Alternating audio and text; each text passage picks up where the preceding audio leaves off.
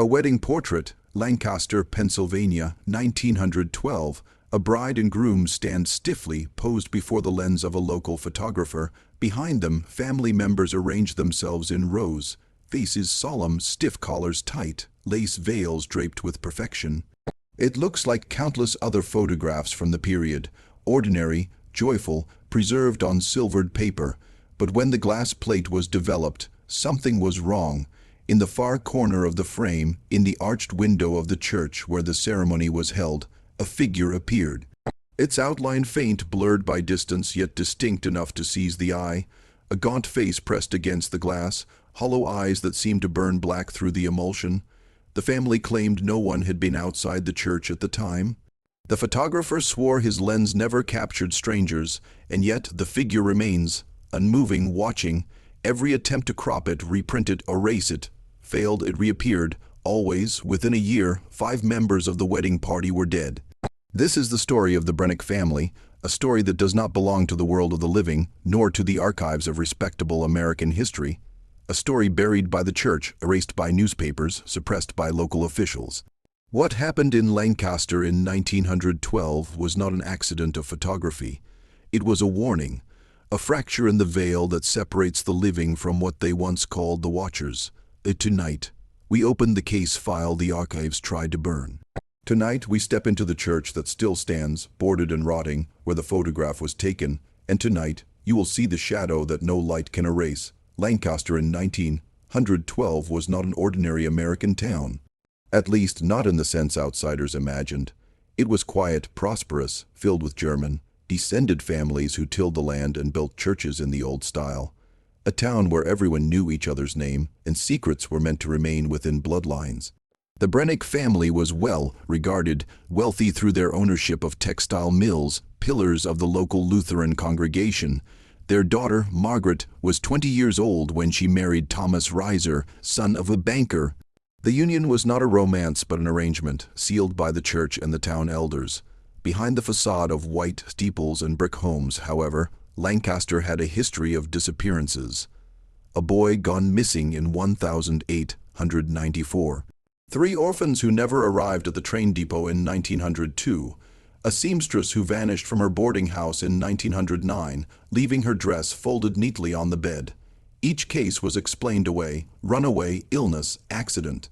But whispers told of something else, something that did not permit certain souls to leave. The church that held the Brennick wedding was older than the town itself. Built in 1798, its foundation was laid atop a former burial ground, bones disinterred and carted away under moonlight. The elders called it Holy Land, but some said the soil was unsettled, restless, unwilling to be consecrated. The wedding of Margaret and Thomas was supposed to be a celebration of legacy, binding 2 families into greater power. Yet in the moment their photograph was taken, history itself intruded. The figure in the window was not a trick.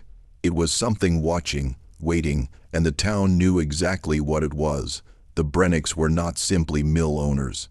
Their wealth came from something older. In the 1820s, family records describe the acquisition of indentures, contracts binding orphan children into labor at the mills. Dozens of names appear in the ledgers. Children purchased for pennies, worked until they vanished. Town officials denied this when confronted, insisting the documents were misinterpretations. But the records remain, and alongside them, a second set of writings, hidden in the family Bible, kept under lock and key. Notes describing the covenant of watching, phrases that seem half religious, half occult. The watcher at the window will take what is owed. One line reads, another, the firstborn of each 3rd generation must not wed outside the congregation, lest the shadow rise from glass. Margaret was the Brennick firstborn of the 3rd generation. Her marriage was not simply social advancement, it was appeasement, the joining of 2 lines meant to bind a shadow older than the town itself. And yet the figure still appeared in the photograph, as if the covenant had failed. By the summer of 1913, Margaret's younger brother Henry drowned mysteriously in the Conestoga River, though he was known as a strong swimmer. That autumn, her uncle Elias was found hanged in the church belfry, his eyes missing, as if burned from his skull. Each death was dismissed, covered up by the elders. But among the younger townsfolk, the whispers grew louder. The watcher had returned. The man who captured the infamous wedding photograph was named Albert Dietz, a German immigrant working from a small studio above the general store. At first, he refused to speak of the image. But 2 years later, when he was arrested for public drunkenness, his confession spilled out in the county jail. Dietz told the sheriff that when he first placed the glass plate in the developer, he saw nothing unusual. But the longer he stared at the print, the clearer the figure became, as if the photograph itself was still developing long after the chemicals had dried. He claimed he burned the plate, crushed it to shards, even buried the fragments.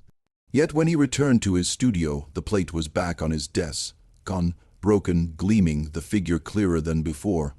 Terrified, he brought the plate to Reverend Cole, the presiding pastor of the Brennick wedding. Cole told him to say nothing, to destroy no more plates, to let the image stand. "It is not your burden to carry," Cole whispered, "it is the family's." But Dietz insisted the figure followed him. He began to see it not just in the window, but in mirrors, in reflections of shop glass, even in his drinking water. A pale face watching. He abandoned his studio, fled town. By 1917, he was dead in Philadelphia, his throat cut. Officials declared it suicide. The photograph was never destroyed. It remains in archives today, mislabeled, locked in the collection of the Lancaster Historical Society. The question is not whether the figure exists. The question is, who let it in? Reverend Matthias Cole was Lancaster's most respected clergyman. Stern, immaculate, always in his black cassock, he officiated over births, weddings, and funerals with an air of cold precision. But behind the pulpit, he carried a silence that unsettled many.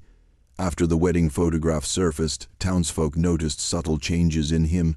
His sermons shifted from hopeful to apocalyptic. He spoke of the eye that never blinks, of covenants written before the ink of Scripture. Parishioners left uneasy, children cried during baptisms, and several families left the congregation altogether. When asked about the figure in the Brennick portrait, Cole gave the same answer each time: it was expected. In 1915, Cole stopped appearing in public altogether. He remained inside the church, his windows blackened with heavy cloth. Choir rehearsals ceased, bells no longer rang. When elders tried to force entry, they found the doors barricaded from within. And yet at night, townsfolk swore they heard voices, low chanting in an unknown tongue, and footsteps pacing the upper gallery.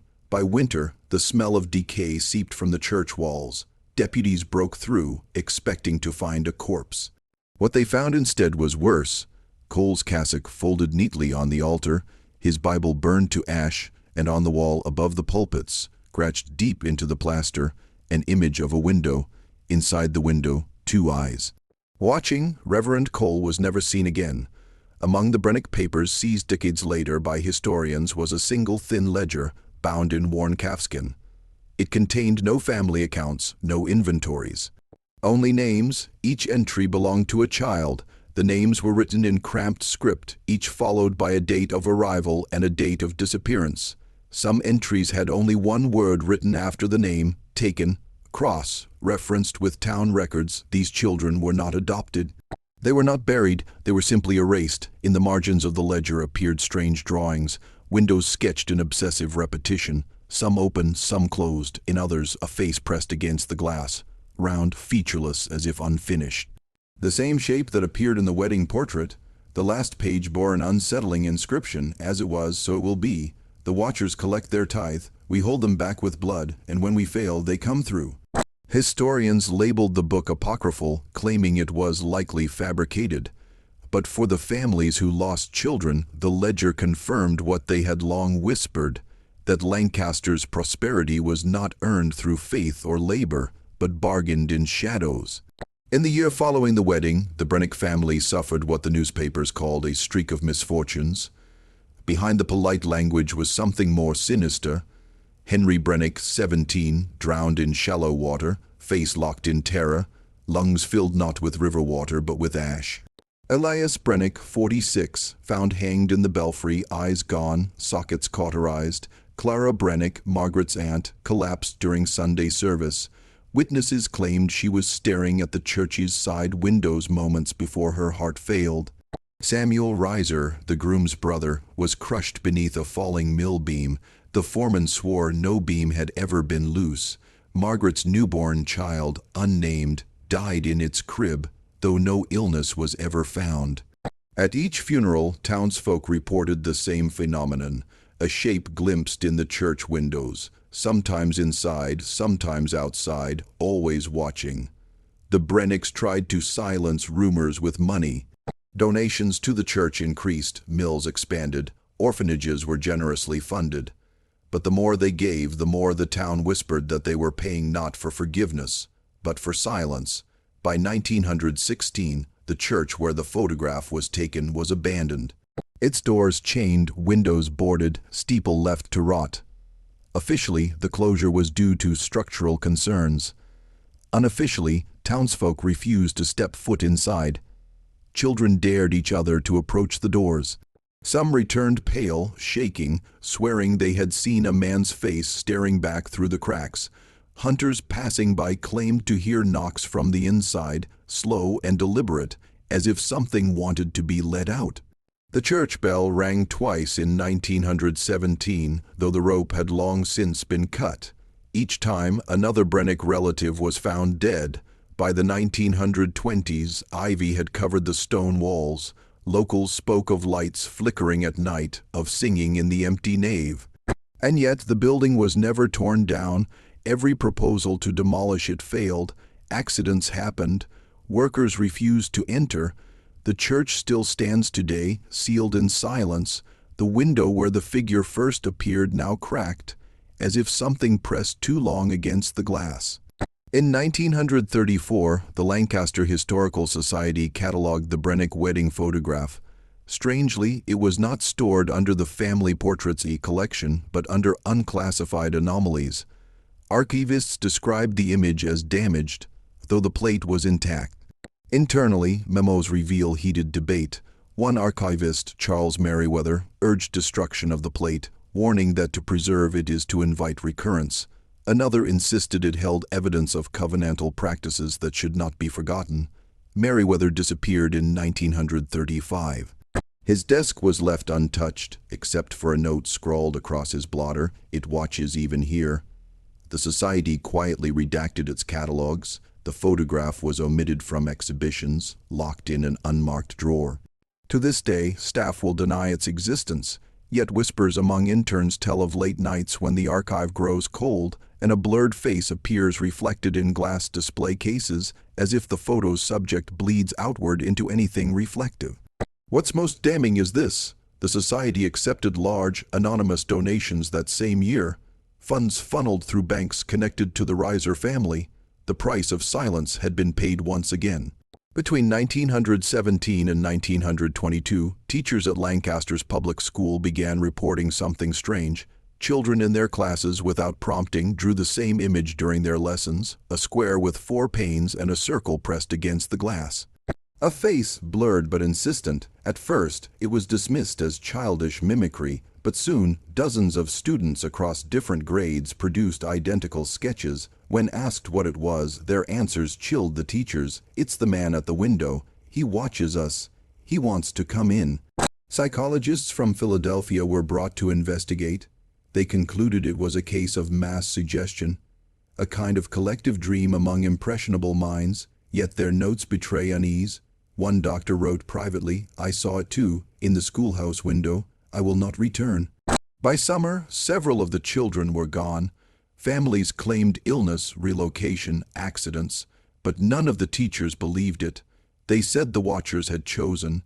In 1928, a woman named Lillian Brennick, the last surviving daughter of Elias, gave a private interview to a traveling journalist. She lived in near poverty, having fled Lancaster decades earlier. Her testimony was never published, but the notes were discovered years later in the journalist's estate. Lillian described the covenant in detail. The Brennicks, she claimed, had bound themselves to the watchers generations earlier, trading children for prosperity. The window was the threshold. It was not merely glass, but a symbol, a door into something older than the church. When the watchers leaned close, she whispered, "You must not look back. That is how they take you. through the eye that sees. She confirmed that her cousin Margaret, the bride in the photograph, had not died naturally as records claim. Instead, Margaret wasted away, her skin paling until she seemed half-translucent, like glass herself. Lillian said, her body was never buried. The journalist wrote one final line in his notebook. Her reflection never matched her face. By the 1930s, the Brennick name had nearly vanished. Businesses collapsed, heirs died without issue, and surviving relatives changed their names. The church remained sealed, a blight in the center of Lancaster, avoided even by vagrants. During this decade, newspapers stopped reporting on local tragedies connected to the family. Obituaries went unpublished, accidents unmentioned. A silence fell over the town, enforced, it seems, by both church and state. Yet diaries from ordinary citizens tell a different story. One farmer recorded hearing voices in the night, chanting from the direction of the church ruins. Another described windows rattling violently in her home, though the wind outside was still. Most chilling is a diary entry from a schoolgirl in 1937. Mommy says not to draw the man anymore, but he is still there. Last night, I saw him in my mirror. He smiled when I closed my eyes. By then, Lancaster was a town that lived under watch, not by government, not by church, but by something older, something that had entered through a window no one should have opened. In 1941, a junior archivist named Harold Givens recorded a reel-to-reel tape while cataloging forgotten collections at the Lancaster Historical Society. His voice begins steady, but by the end it trembles. He describes unsealing a drawer labeled only with a cross. Inside the Brennick photograph, he admits to staring too long. At first it was faded like smoke on glass, but then it looked back, not at the wedding party, at me. On the tape he pauses. Listeners have claimed you can hear faint scratching, as though fingernails drag across the microphone. Givens breathes rapidly, whispering, "The eyes follow you. The window isn't in the church anymore, it's in me." That was the last recording. Days later, Givens was found in his boarding room. The mirror had been shattered inward as if something emerged. His eyes were gone. The tape was confiscated. It resurfaced only once, in a 1972 private sale, before vanishing again.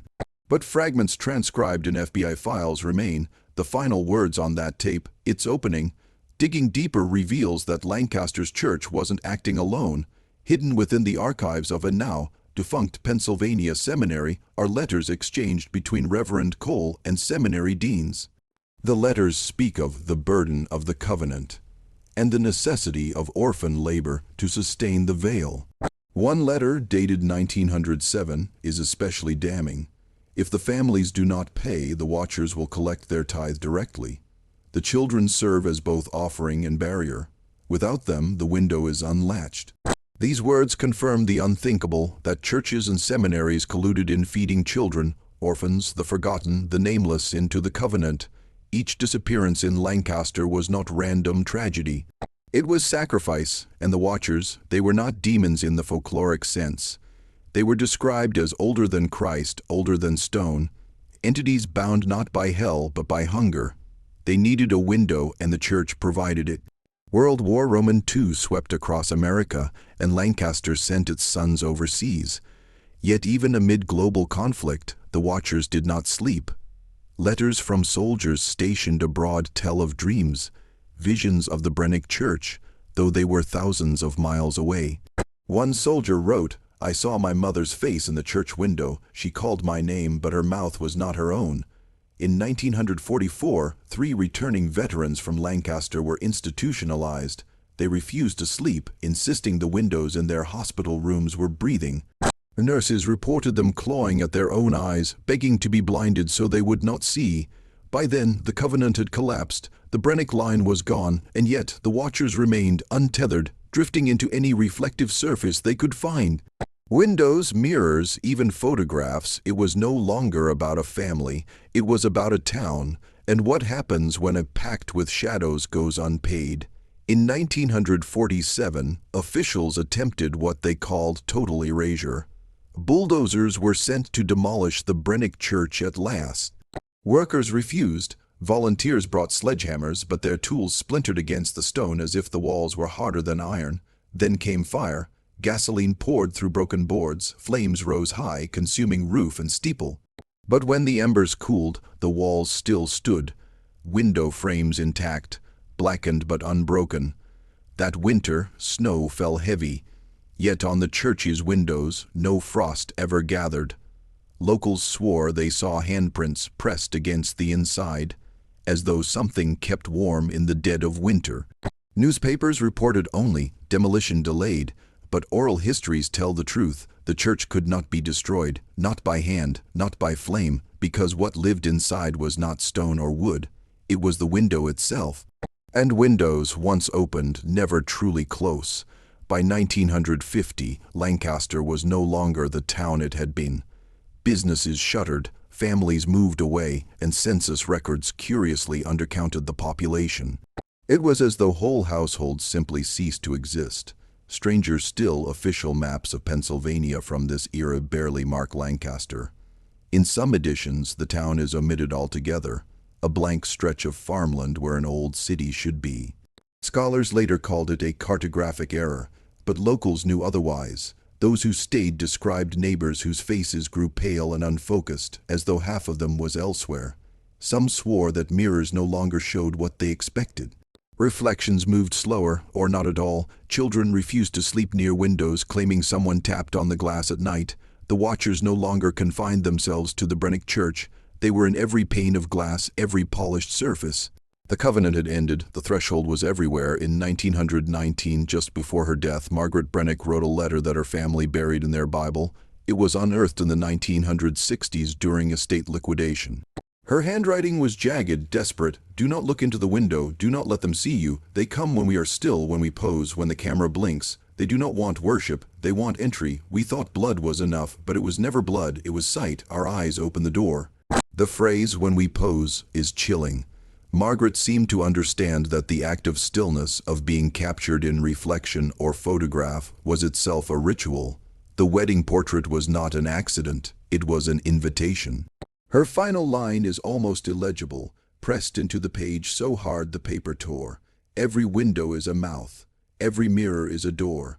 Do not look too long. Across scattered notes, letters, and testimonies, one theme repeats. The watchers were not ghosts. They were not the dead returned. They were older. Reverend Cole described them as the hunger between worlds. Lillian Brennick called them faces pressed against glass. The seminary letters call them the uninvited that cannot be banished, only delayed. What binds every account is the idea of thresholds. The watchers exist only at the edges. Windows, mirrors, photographs, even water. Anywhere the world is reflected, they lean close. And when the reflection stares back, when eye meets eye, they cross. This explains the missing children, the eyeless corpses, the spreading silence. The watchers feed not on flesh, but on recognition. To see them is to open the door. That wedding portrait of 1912 was never simply a photograph. It was proof that the watchers had been invited into history itself, etched permanently into the human record, and once something is in the record, it can never be erased. The church still stands in Lancaster, sealed but not destroyed. The photograph still exists, locked away but not forgotten, and the watchers, well, they no longer wait in a single place. Even now, more than a century later, reports continue. Museum staff whisper of pale faces in glass display cases. Travelers passing through Lancaster avoid hotel mirrors. Archivists swear some photographs shift when left overnight. And here, as you listen, you are doing what countless others have done, gazing through a window of your own. A screen, a reflection of light on glass. Remember Margaret's warning, every window is a mouth. Every mirror is a door. Do not look too long, because somewhere just beyond the surface of your screen, something is leaning close, watching.